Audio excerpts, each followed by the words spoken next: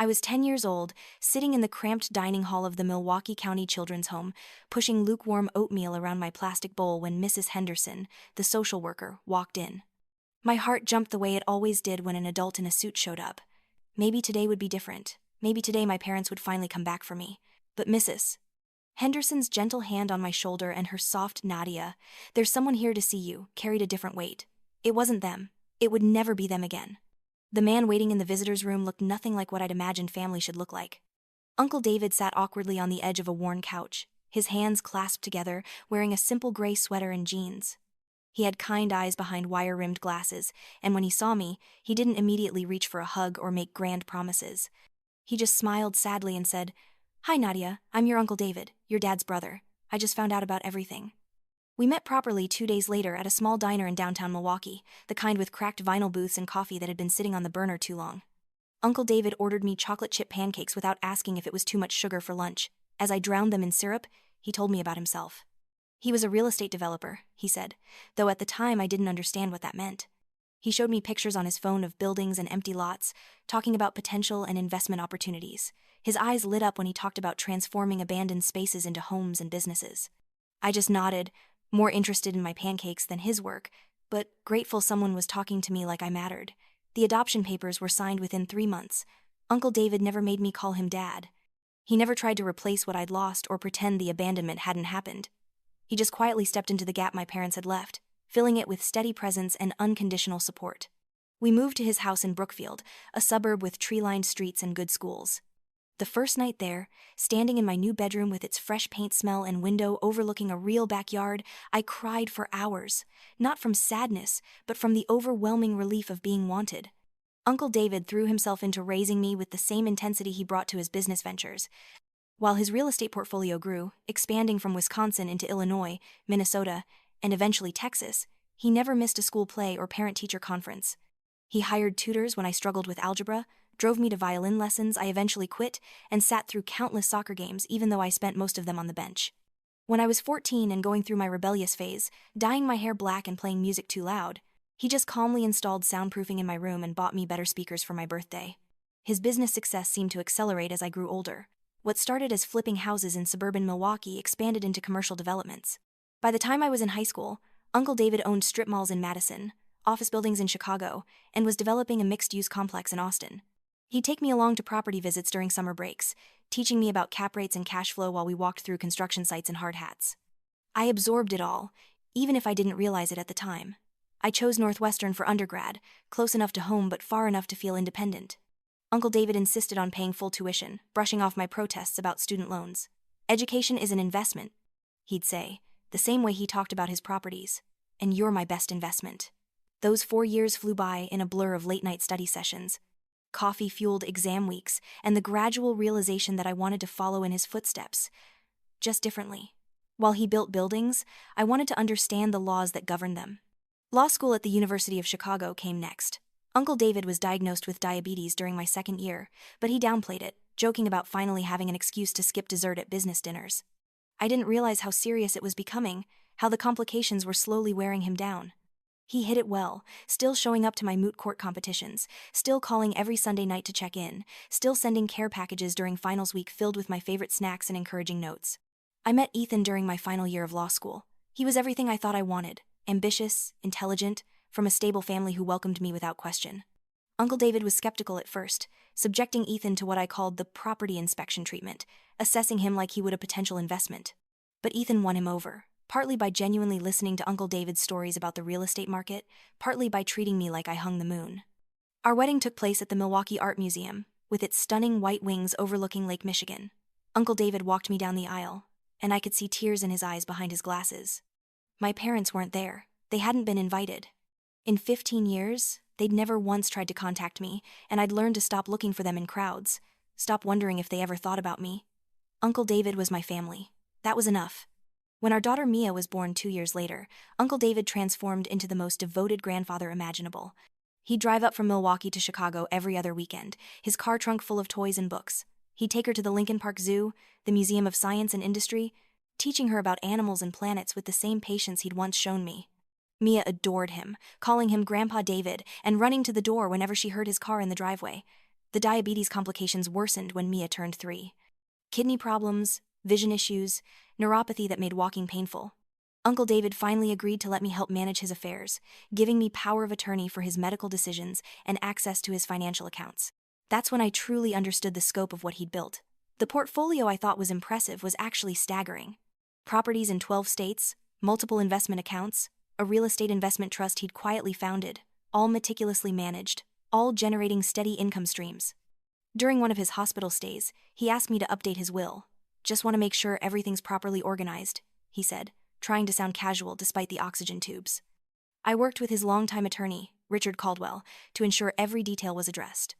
Uncle David was particular about the language, especially the provisions for Mia's education trust. She should have choices. He kept saying, whatever she wants to become, she should have choices. The final months were hard. Uncle David's body was failing, but his mind remained sharp. We spent hours in his hospital room at Northwestern Memorial, looking out at the Chicago skyline while he told me stories about his early days in real estate, about the mistakes he'd made, the lessons he'd learned. He talked about my father occasionally, carefully, like handling broken glass. They'd been close once, he said, before my father met my mother, before everything went wrong. One evening, as the sun set over the lake, painting the hospital room in shades of gold, Uncle David squeezed my hand with what little strength remained. "Promise me something, Nadia," he whispered. "Promise me you'll take care of Mia.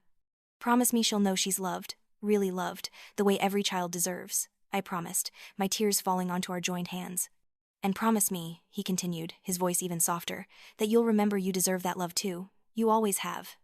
Uncle David died that night, peacefully, with me holding his hand. The funeral drew hundreds of people, business associates, tenants whose lives he'd touched, employees who spoke of his fairness and generosity. The mayor of Milwaukee attended, as did several state representatives. Mia, too young to fully understand, kept asking when Grandpa David would wake up. Ethan held me as I stood by the graveside, feeling like the last pillar of my childhood had crumbled. The will reading was scheduled for 2 weeks after the funeral. Ethan and I arrived at Caldwell's law firm in downtown Chicago, a sleek office on the 40th floor with panoramic views of the city. I expected it to be just us, maybe a few charitable organizations Uncle David had mentioned supporting. What I didn't expect was to find my parents sitting in the waiting room. 25 years of absence, and there they were. My father, Michael Chen, had aged poorly, his face puffy and lined, wearing an ill-fitting suit that looked rented. My mother, Linda, sat beside him in a gaudy floral dress, her hair an unnatural shade of red, jewelry that tried too hard to look expensive. They stood when they saw me, and my mother actually attempted a smile. "Nadia," she said, like we'd last spoken yesterday instead of decades ago. "You look well." I stared at them, unable to form words. Ethan's hand found mine, grounding me. Michael cleared his throat, attempting authority he didn't possess. "We heard about David's passing.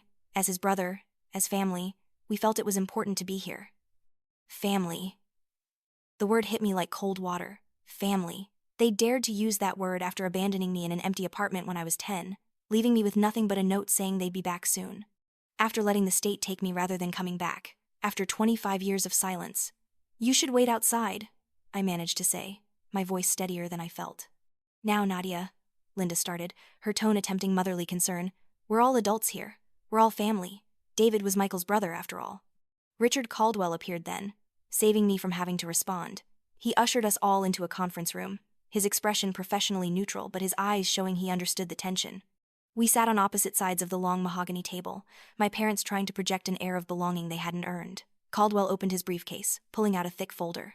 "Before we begin," he said, "I should note that David was very specific in his instructions regarding this reading." He looked directly at my parents. He anticipated various scenarios. The will itself was straightforward in its complexity.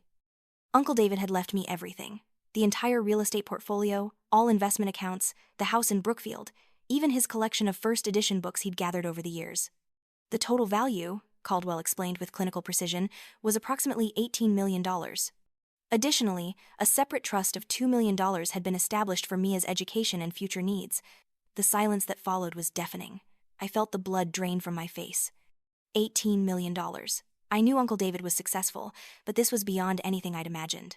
Across the table, I watched my parents process this information, saw the calculations happening behind their eyes. Michael was the first to speak, his voice sharp with disbelief. 18 million? That can't be right. There must be some mistake. David was my brother. Nadia is my daughter. Surely there are provisions for blood family. Linda stood abruptly, pointing a finger at me like I was a child caught stealing. You can't possibly think you're entitled to all of it. Family shares. That's what family does. We have rights here. The irony of them invoking family rights made me laugh, a bitter sound that surprised even me. Family? I said, finding my voice. You want to talk about family? Where was this concern for family when you left me alone for 3 days when I was 10?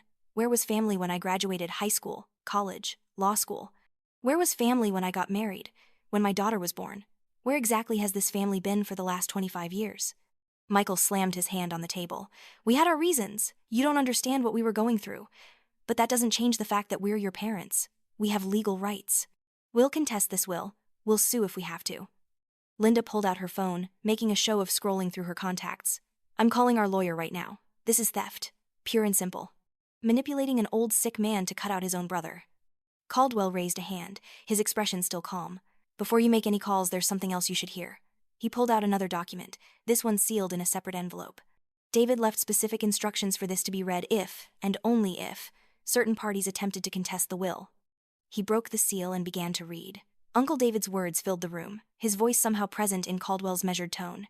If you're hearing this, it means Michael and Linda have appeared after my death, seeking a portion of my estate. I want the record to be absolutely clear about why they have been excluded from any inheritance. 27 years ago, my brother Michael and his wife Linda were hired by an elderly client, Margaret Foster, to repair her roof. Mrs. Foster was suffering from dementia and had recently been diagnosed with cancer. Instead of completing the work, Michael and Linda took the $13,000 she paid them and disappeared, leaving not only the job unfinished but their 10-year-old daughter alone in their apartment. They crossed state lines to avoid prosecution, abandoning Nadia to the foster care system rather than risk being caught. Mrs. Foster, already vulnerable, was left unable to afford both the roof repair and her mounting medical bills. She died 6 months later, partly due to complications from living in a house with a leaking roof through a harsh winter. I have documentation of all of this, including police reports, court records, and correspondence with Mrs. Foster's family. The room was silent. My parents' faces had gone pale. Linda's phone hung limply in her hand, but Caldwell wasn't finished. He pulled out a small digital recorder. David also left these recordings, made during the few times Michael and Linda contacted him over the years. He pressed play. My father's voice filled the room, tinny but unmistakable, from a call dated 3 years ago. David, I'm just saying, as your brother, I should be involved in your estate planning. Nadia's doing well, but she's young. She might not be able to handle that kind of wealth. Linda and I could help manage things, make sure it's all properly handled. Another recording, this one of Linda from 5 years ago. We're not asking for much, David. Just think about Michael's rights as your brother. Blood is blood, after all. Nadia has her own life now, her own career. She doesn't need everything. The recordings went on, each one more damning than the last. In none of them did they ask about me, about my well-being, about their granddaughter they'd never met. Every conversation circled back to money, to inheritance, to what they felt they were owed. When the last recording ended, Caldwell set down the recorder and pulled out one final document. There's one more thing, he said, and I could see him steeling himself for this revelation. In 1999, David successfully petitioned the court to terminate Michael and Linda Chen's parental rights over Nadia Chen. The abandonment, combined with the criminal behavior that precipitated it, made the case straightforward. Legally, Mr. and Mrs. Chen, you are not Nadia's parents and haven't been for over 20 years. The words hit like a physical blow. I saw my mother's mouth open and close without sound. My father reached for the document, but Ethan intercepted his hand. This is impossible, Michael muttered. We would have been notified. You were, Caldwell replied. Notices were sent to your last known addresses and published in the relevant legal publications. Your failure to appear was taken as agreement. I stood slowly, looking at the two strangers across from me. They'd given me life, yes, but Uncle David had given me a life worth living. You want to sue? I said, my voice steady and cold. Go ahead. Waste your money on lawyers who will tell you what Caldwell just explained, that you have no standing, no rights, no claim to anything. But know this, if you pursue this, if you drag Uncle David's name through any kind of legal battle, you will never hear from me again. Not a word, not a dollar, nothing. You've already been dead to me for 25 years. This would just make it official. I turned to leave, then stopped. Actually, you know what? I changed my mind. Don't contact me regardless. You made your choice 25 years ago when you left a 10-year-old girl alone and scared. Uncle David made his choice when he stepped up and raised me. Every choice has consequences. These are yours. Ethan and I walked out together, leaving them sitting in that conference room with Caldwell. As the elevator doors closed, I caught a glimpse of them through the glass walls, my father's head in his hands, my mother staring at nothing. They looked small, diminished, like the strangers they'd always been. In the weeks that followed, they did try to sue. They found a lawyer willing to take the case, probably on contingency, hoping for a piece of an $18 million pie. The suit was dismissed within a month. No standing, the judge ruled, exactly as Caldwell had predicted. I heard they tried to reach out through various channels, leaving messages with my former colleagues, even showing up at Ethan's law firm. Security escorted them out. I took my time deciding what to do with Uncle David's fortune. The money felt heavy with responsibility, with the weight of his trust. Ethan and I didn't need it all. Didn't even want it all. We were comfortable with our careers, our home, our life. So I did what Uncle David would have done, what he'd taught me to do. I invested in potential. The David Vance Foster Care Scholarship Fund was established with an initial endowment of $5 million. It provides full college scholarships, living expenses, and mentorship to youth aging out of foster care. Every year, we select 20 students who show promise but lack support. We give them what Uncle David gave me, a chance and someone who believes in them. Another $3 million went to renovating homeless shelters in Milwaukee and Chicago, converting them from temporary stops to transitional housing with job training programs. Uncle David always said buildings should serve purposes, should improve lives. These do both. I kept the real estate portfolio largely intact, but redirected much of the profits. Some buildings now offer sliding scale rent for families rebuilding after crisis. Others house nonprofits rent-free. The mixed-use development in Austin became affordable housing for teachers and first responders, people who serve communities but often can't afford to live in them. Mia knows about her biological grandparents now. She's 8, old enough to understand that sometimes adults make choices that hurt children, old enough to know that DNA doesn't make a family. When she asked why they left me, I told her the truth in words she could grasp. Sometimes people aren't ready to be parents, sweetheart. They make mistakes that can't be fixed. But the wonderful thing is that other people can choose to love you instead. Like Grandpa David chose me, and how Daddy and I chose you. She thinks about this, then asks if Grandpa David is still choosing us from heaven. I tell her yes, every day, through every choice we make, to be kind, to be generous, to see potential where others see problems. The house in Brookfield remains exactly as Uncle David left it. Ethan suggested we sell it, move somewhere grander, but I couldn't. His coffee mug still sits by the kitchen sink. His reading glasses rest on the side table. His office still smells faintly of his cologne and the peppermints he kept in his desk drawer. Mia and I go there sometimes, just to sit in his study, surrounded by his books and photos, feeling his presence in the quiet spaces between heartbeats. I received one last letter from my parents, forwarded through their lawyer 6 months after the failed lawsuit. I recognized my mother's handwriting on the envelope. I held it for a long time, weighing it in my hands, before dropping it unopened into the fireplace. Whatever words they'd found too late didn't matter. Uncle David taught me that actions speak louder than words, and 25 years of absence had said everything I needed to know. The Foundation's first scholarship recipients graduated last year.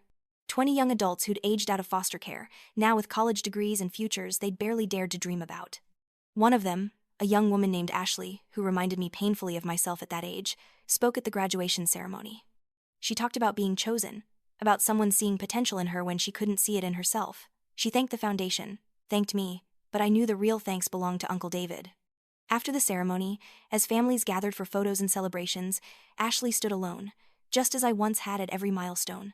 I walked over to her, Ethan and Mia beside me. "You have lunch plans?" I asked. She shook her head. "You do now," I said. "Family tradition. Every graduation gets chocolate chip pancakes, no matter what time of day." As we sat in a downtown Chicago diner, not unlike the one where Uncle David first bought me pancakes all those years ago, I watched Ashley laugh at one of Mia's jokes, saw her relax into the simple comfort of being included. This is Uncle David's true inheritance, not the money or the properties, but the understanding that family isn't about blood or legal documents. It's about choosing to stay, choosing to love, choosing to see potential where others see problems.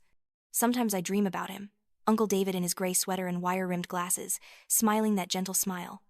In the dreams, he's showing me blueprints, but instead of buildings, they're for lives, futures, possibilities, good bones. He says, his favorite phrase when evaluating a property, "Just need someone to invest in it." I wake from these dreams not sad but grateful. Grateful that a man who owed me nothing gave me everything. Grateful that when my parents chose to leave, he chose to stay. Grateful that Mia will grow up knowing that love isn't about obligation but about choice, and that the most powerful families are often the ones we build ourselves. The $18 million still feels surreal sometimes. But what feels more surreal is the path that led here, from an abandoned 10-year-old in a foster care dining hall to a woman with the power to change lives the way mine was changed. Uncle David didn't just leave me money. He left me a blueprint for living, for building something meaningful from whatever materials life provides. My parents are still out there somewhere, presumably. I don't know where, don't care to know. They're ghosts of a different life, shadows of people who chose themselves over their child. But Uncle David? He's everywhere. In every scholarship awarded, every building renovated, every life touched by the foundation. In Mia's laugh when she remembers their adventures. In Ethan's steady support that mirrors what I learned about love from watching Uncle David care for me. In my own reflection when I see not an abandoned child but a chosen daughter. The last time I visited Uncle David's grave, I brought him blueprints for the new transitional housing complex we're building in Milwaukee. I spread them over the grass beside his headstone, weighing down the corners with stones, and talked him through every detail the way we used to do. Good bones, I whispered to the wind, just need someone to invest in it. As I gathered up the plans to leave, I noticed a new grave a few rows over, fresh flowers wilting in the summer heat. The headstone read, Margaret Foster, beloved mother and grandmother, her kindness lives on. I stood there for a long moment, understanding finally that Uncle David's inheritance wasn't just about making things right for me. It was about breaking cycles, about ensuring that the cruelty and selfishness that destroyed one family wouldn't destroy another. I placed one of my business cards by Margaret's flowers, the one for the foundation, with a note, Your story mattered. It still does. Because that's what Uncle David taught me. That every story matters, every choice echoes forward, and the inheritance we leave isn't measured in dollars but in the lives we choose to touch. Walking back to my car, Mia's car seat waiting in the back, Ethan's text asking about dinner plans lighting up my phone, I felt the full weight of being chosen. Not the burden of it, but the gift. Uncle David chose me when my parents wouldn't. He chose to love me when it would have been easier not to. He chose to build a family from the ruins of abandonment. And now, with every choice I make, with every scholarship awarded, every building renovated, every hand extended to someone society has forgotten, I choose him back. Over and over, in 1,000 different ways, I choose the man who chose me. Because that's what real family does. They choose each other, again and again, even after death, even across years, even when the blood relatives have long since disappeared into the shadows of their own choices. The Foundation's motto, inscribed on every scholarship certificate, every building plaque, every official document, reads simply, Choosing to Build. Uncle David would have liked that. Simple, practical, but with layers of meaning for those who know to look. We're building futures, building families, building hope from the good bones of human potential. And somewhere, in whatever exists beyond this life, I know Uncle David is watching, adjusting his wire-rimmed glasses, smiling that gentle smile, and saying what he always said when a project came together, now that's a solid investment. Indeed it is, Uncle David. Indeed it Island.